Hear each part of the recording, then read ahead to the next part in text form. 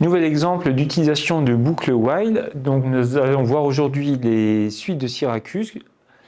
Donc je vous définis la suite de Syracuse. On a une suite qui est définie pour un U0 quelconque. Nous on va prendre U0 qui va être égal à 7.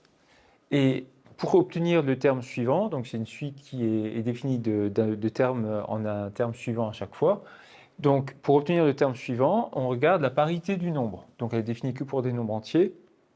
Si le nombre est pair, on le divise par 2. Si le nombre n'est pas pair, on le multiplie par 3 et on rajoute 1. Donc ici, 7 n'étant pas pair, on va faire x3 plus 1. Donc 7 fois 3 plus 1, 22. 22 est pair, donc on va le diviser par 2. On obtient 11. 11 fois 3 plus 1, ce qui va nous donner 34.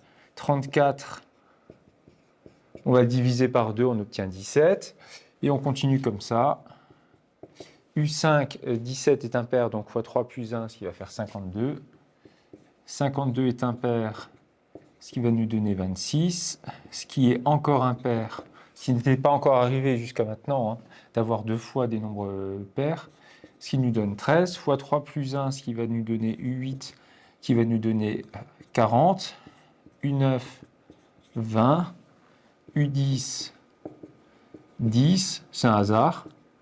U11, 5. Donc là, vous voyez qu'on a eu des nombres pairs 4 fois de suite. Et donc, U12, qui va nous donner x3 plus 1, ce qui nous donne 16. U13, 8. U14, 4. U15, 2. U16, 1. U17 x 3 plus 1 qui va nous redonner 4, U18, 2, U19, 1, et ainsi de suite. Alors, vous pourriez vous demander, mais pourquoi est-ce qu'on fait ça? Première chose, pourquoi est-ce que cette suite a un nom? Alors, je vais faire une vidéo à ce sujet sur les séances de maths longues de terminale. Et donc, on a pris U0 qui vaut 7, et on remarque qu'à un moment donné, on est tombé sur 1. Une fois qu'on est sur 1, on boucle forcément 4 de 1, 4 de 1, 4 de 1, et la suite deviendra cyclique, ce qu'on appelle cyclique, et on obtient une suite comme ça qui va alterner les nombres, 4 de 1, 4 de 1, 4 de 1, encore et encore. Alors, l'idée, c'est de se dire, ben, tiens, je vais créer un algorithme Python pour calculer les différents termes de cette suite. Mais plutôt que de faire comme ce qu'on avait fait avec les boucles for et de dire je vais calculer 10 termes, 20 termes ou 100 termes, il y a une conjecture. Alors, ça reste qu'une conjecture, c'est ce qui est assez incroyable, c'est que personne actuellement au monde n'arrive à prouver que quel que soit le premier terme U0, on tombera toujours à un moment donné sur 1. On a déjà vérifié avec des milliards et des milliards de nombres, ça fonctionne toujours, mais on n'a pas réussi à le prouver pour l'instant.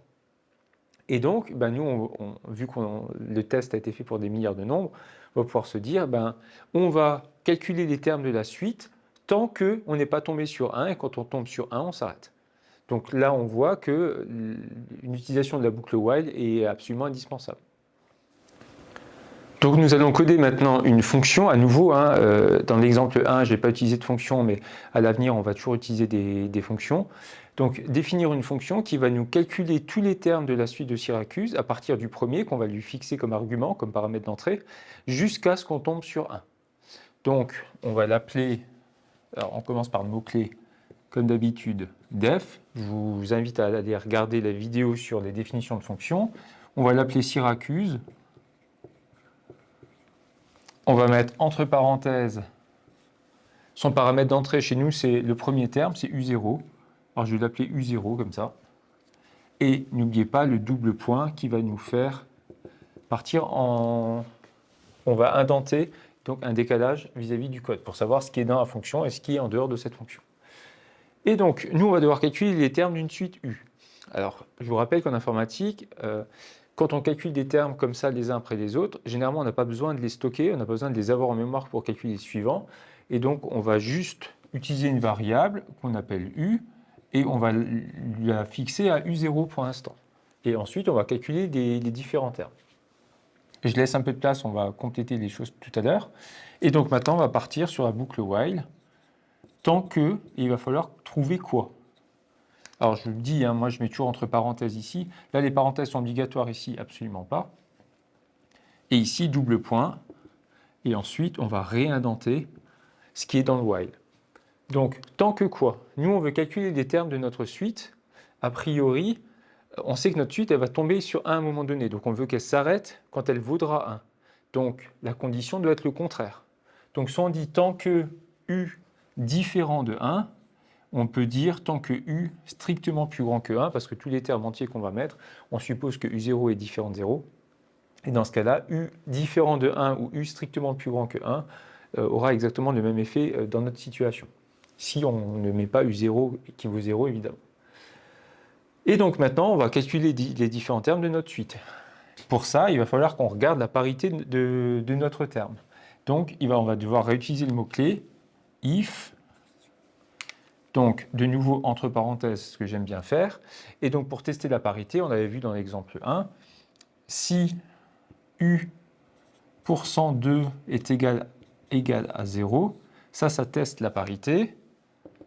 U%2, c'est le reste de la division euclidienne de U par 2. Donc, si le reste de la division euclidienne de U par 2 est égal à 0, c'est que le nombre est pair, c'est que le nombre est divisible par 2. Et dans ce cas-là, on sait qu'on va prendre U et on va le diviser par 2. Alors, le double slash, c'est pour la division entière. Ça ne change absolument rien à part le fait que Python puisse avoir envie de transformer nos entiers en flottants, en réels. Donc, la double barre, ça permet de faire la division entière et de garder des entiers. Sinon, donc le mot-clé else, toujours double point, on indente à nouveau. Et donc sinon, c'est qu'on est impair. Et dans ce cas-là, quand on est impair, eh ben, on prend U, on le multiplie par 3 et on rajoute 1.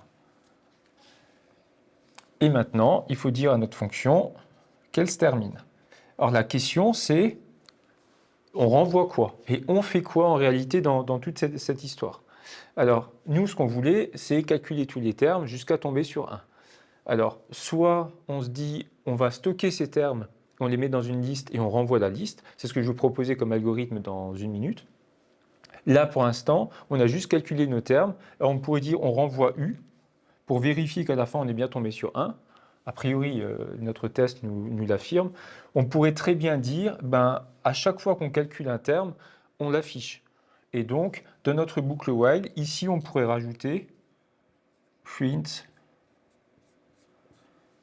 U. C'est-à-dire qu'à chaque fois qu'on calcule un terme, on affiche notre terme. On pourrait dire ici, on affiche U au début pour bien avoir notre terme initial. Comme ça, on vérifie que notre terme initial a bien été pris en compte.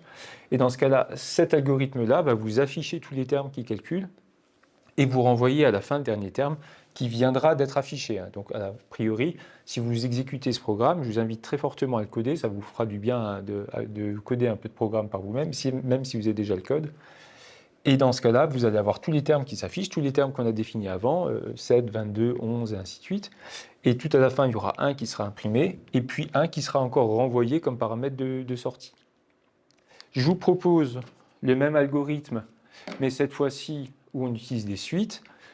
Plutôt que d'afficher notre terme, on va le mettre dans une liste. Donc cette liste, elle commence par juste le premier terme de notre suite. Et ici, plutôt que de l'afficher, on ajoute à notre liste le terme qu'on vient de calculer. Et dans ce cas-là, on renvoie la liste qu'on vient de définir. Et donc là, à nouveau, je vous invite très fortement à le coder. Vous le codez, vous le lancez avec U0 qui vaut 7 et vous allez retomber sur tous les termes qu'on a définis avant et où on s'arrêtera à la première fois qu'on tombera sur 1.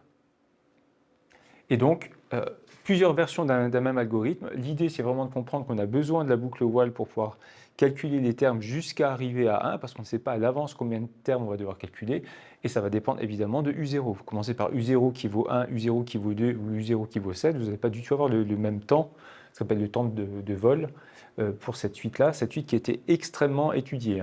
Je vous dis, pour l'instant, personne n'arrive à prouver qu'on tombe sur 1, c'est un problème qui est très simple à énoncer, a priori très compliqué à démontrer.